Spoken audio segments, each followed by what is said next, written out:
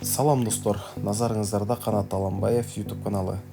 Менин каналымда жаңыдан болуп жатсаңыздар, каналыма катталыңыздар, лайктан басып туруңуздар, комментарий жазып туруңуздар. Мен бүгүн өзүмдүн кылган жумуштарым менен бөлүшүп коеюн.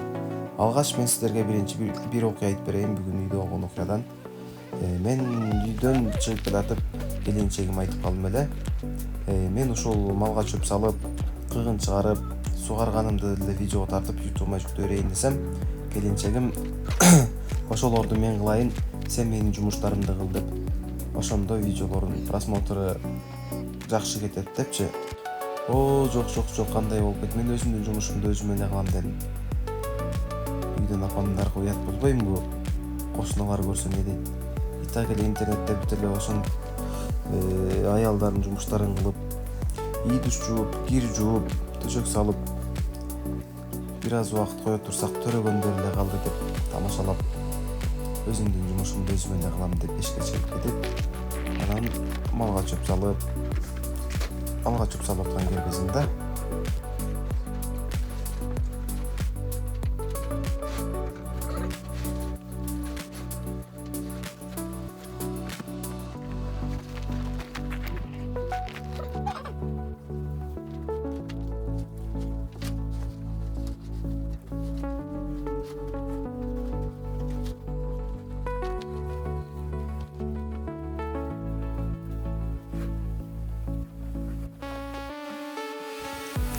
Анан ошентип чөптү салып бүткөндөн кийин жандыктардын, койлордун астын тырмап коеюн дедим.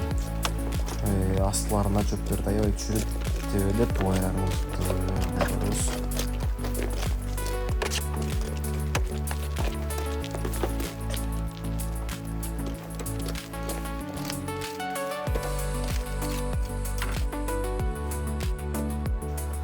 Тырмап бүтүп эле койлорду ар жактан чыгардым эле, жанталашып келип акырга катарынан туруп оттой башташты.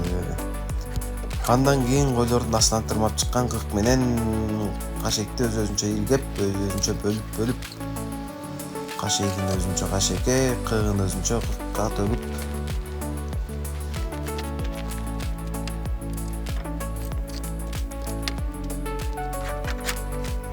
кичине болсо да бул жакта тазалап койдум.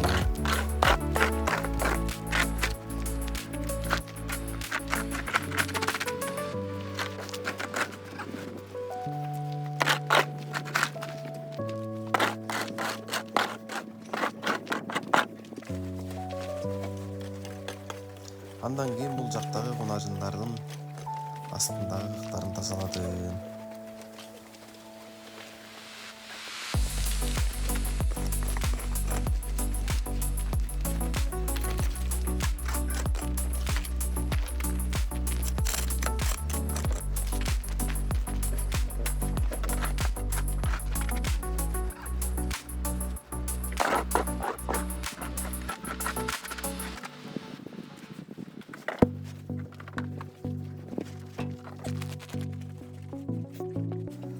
Андан кийин бул жактагы чоң ойлорго очередь жетип, чоң ойлордун да кыгын тазаладым.